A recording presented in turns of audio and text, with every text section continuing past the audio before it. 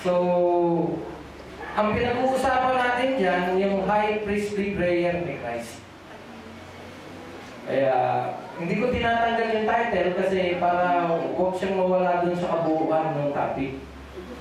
Pero, ang laman niyan, ipinag-pray ng Panginoon yung tatlong bagay sa buhay ng kanyang mga alagad, sa buhay ng lahat ng kanyang magiging alagad. Kasama tayo ron. Yung high priestly prayer of Christ, pinag-pray niya yung tatlong bagay. Naalala niyo? Ano yun? Purity, unity, ando doon na tayo sa ikatlo. So, in line with that, kasi napag-usapan natin nung last Sunday yung tungkol dun sa pinag-pray ng Panginoon para sa kanyang mga alagad, yung pag-ibig. Ano yung pag-ibig na yun? Actually, layunin ng pag-aaral na ito na suriin natin. Kasi isang naiibang presentasyon ng maraming mga naniniwala sa Panginoong Hesus. Iba yung kanilang concept ng pag-ibig na pinag-uusapan sa mundo. In fact, maging ang mga Christians, meron silang ibang pananaw pagdating sa pag-ibig. Kaya layunin, medyo tatagal tayo dito sa topic na ito kasi katulad ng pinakita ko sa inyo nung unang linggong pinasok natin dito sa topic na ito. 3 pages yung tungkol sa pag-ibig na binanggit sa New Testament lang. Hindi ko pa tinignan yung Old Testament. At makikita natin na karamihan sa pinag-uusapang pag-ibig is not emotion. Isang conclusion na nakita ko when it comes to love, kasama yung emotion, oo. Pero it is not all emotion. At kaya ako sinasabi ito kasi kadalasan, pagkagalit ka na sa isang tao, wala nang pag-ibig. Mali ko. Kasi the more na dapat mangibabaw ang pag-ibig pagka may galit na pumapasok. In fact, ang pag-ibig, mangingibabaw yan pagka may ibang dahilan. Kasi kadalasan, mahal mo isang tao pagka masaya kayo. Pagka okay siya, pero pagka palpak na siya, ayaw mo na, hindi na kita love, di ba? Pero ang Panginoon is one good example na pagdating sa pag-ibig, love is not just an emotion, it is a decision. Na pag sinabi mo, mahal mo isang tao, nagpasya ka, kahit ano pa siya, mangingibabaw yung pagmamahal. Of course, love does not tolerate sin. Kaya yung mga excuse ng iba, ay wala na silang love kasi nagkasala lang ako, ayaw na nila sa akin. No. Kasi true love will always correct those who are in error. Not condemn, ha? Correct. Kaya makikita natin dito, kasi speaking of pag-ibig, pinili ko yung Matthew 22 kasi ang Panginoon mismo sinuri kung anong ibig niya sabihin sa pag-ibig. Ito na. And one of them, yung context niya is about the issue of resurrection, the issue of marriage. Actually, ridiculous yung tanong eh. Kasi sa Hudyo, meron silang kaugalian na pag ang babae, namatay ang kanyang asawang lalaki, yung kapatid ng lalaki ang papalit na magiging asawa. Tinanong, pag namatay ang ikatlo, so namatay ang ika-apat, pagdating sa resurrection, kaninong asawa siya? So yung mga ganung tanong na I consider it ridiculous kasi tinatanong mo Panginoon ng ganung tanong, hindi sinasagot ng Panginoon. Pagkatapos ang sagot ng Panginoon dun sa issue na yun, sabi niya, huwag kayo magkalala tungkol sa kasalan kung sino ang karelasyon niya pagdating sa langit. Kasi maging ang mga anghel, hindi kinakasal eh. So, ibig sabihin no, pagdating sa langit, ang relationship natin, wala na mag-asawa, wala na mag-tiyugin, ang bawat isa magkakapatid na. Yun yung ibig sabihin, na ipinangibabaw ng Panginoon doon, regardless of kung ano kayo sa mundo, pagdating sa langit, iisa lang ang nangingibabaw na relasyon. Tapos pumasok yan. Kasi tinutokso siya, ay hindi nila mahuli ang Panginoon na may mga tanong na maiipit si Kristo. Hindi nila mahuli. Ito na ngayon. Ito. Hindi pwede magkamali ang Panginoon dito.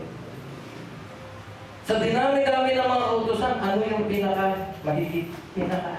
The best. Yung pinaka-nangingibabaw. Yan. Tinanong. At yung pagkakatanong, hindi tanong para malaman. Tanong para mang-insulto yan. Ayan. Sinusubo. Tingnan nga natin. Wala kang lusot eh. Lahat ng mga tanong namin, nasasagot mo. Tingnan nga natin kung dito. Kasi sa totoo lang, hindi po pwedeng merong kunin ng Panginoon na isang kautusan na itataas niya sa iba. Pag ginawa ni Kristo yun, ibig sabihin, hindi pare-pareho yung kautusan binigay niya. So yun yung pinaka gusto mangyari nung nagtatanong. Imbis na kumuha siya ng isa doon sa 10, binago niya yung buong sitwasyon. In fact, ang ginawa ni Kristo, napakatalino talaga ng pagkakasagot ni Kristo. Sinamarize niya yung buong kautusan. Pagkasumarize niya, pinati niya sa dalawa, kasi yun yung essence ng Ten Commandments eh. Pansinin niyo. Sa totoo lang, yung Ten Commandments is our relationship and responsibility sa dalawang bagay. Unang-una, relationship responsibility sa Diyos. At ikalawa, relationship responsibility sa kapwa. Kaya ang sabi niya, pansinin niyo, nung tanongin siya, which is the great commandment in the law? Referring to the Ten Commandments. At katulad ng sinabi ko, pag may kinuha ang Panginoon na isa at itinaas niya, mali na si Kristo. Kasi hindi ko pwedeng may mas mataas doon sa 10.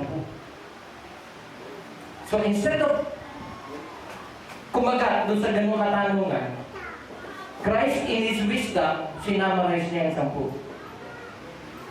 Sinamarize niya into 2 responsibilities, 2 relationships, relationship ng tao sa Diyos at relationship ng tao sa kanyang kapwa-tao. At pagkatapos, ang sabi ni Kristo, ang sabi niya, Jesus said unto him, thou shalt love the Lord thy God with all thy heart, with all thy soul, with all thy mind. This is the first and great commandment. And the second is like unto it, thou shalt love thy neighbor as thyself.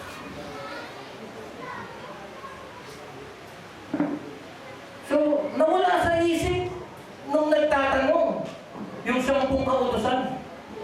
Ang pumasok sa kanya, 2 bagay lang. Man in his relationship with God, and man in relationship with his fellow man. The second is like unto it. Siyempre, nangingibabaw yung sa Diyos. Pero hindi mo pa pwedeng ihiwalay na kung mahal mo ang Diyos, hindi mo pa pwedeng ihiwalay yung ikalawa. Kasi susunod at susunod.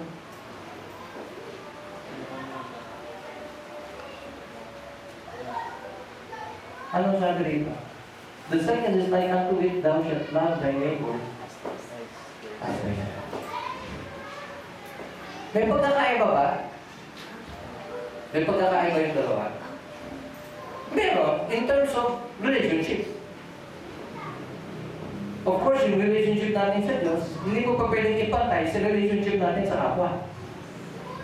Kaya nga, the first thing, yun yung una. Pero hindi mo pwedeng makakawala kasi pagkatapos nito, mayroong ikalawa at ito yung kabuntot. Ito yung kadugtong. Kumbaga sa mag-ina, yan yung dugtong sa puso. In fact, makikita natin, somewhere in the book of 1 John, na ang sabi mo, you cannot love God and hate your brother. Nakadugtong, if you love God, you will also love one another. Okay, so, pansinin niyo yung ikalawa, yung last verse, in verse 1b. On these 2 commandments hang all the law and the prophet. Dito nakasabit o dito nakakabit yung lahat ng kautusan. Ito yung love, ito yung dalawa, pagkatapos lahat ng mga nasa ilalim, diyan nakaangka. Yun yung ibig sabihin ng hang. Kumbaga sa ano, love yung kawit. Love yung sabitan. Tapos yung sabitan na gano'n, may dalawang avenue, pag-ibig sa Diyos, pag-ibig sa kapwa, pagkatapos lahat ng iba pang mga kautusan, doon nakasabit. Tama yan? Hello? Hi. Parang hindi ko makita. Parang wala akong kausap. Okay. Ngayon ang mga talata lang, napansinin ko, siguro i-rundown ko, tapos mamaya magkakaroon tayo ng observation. First, naalala niyo to?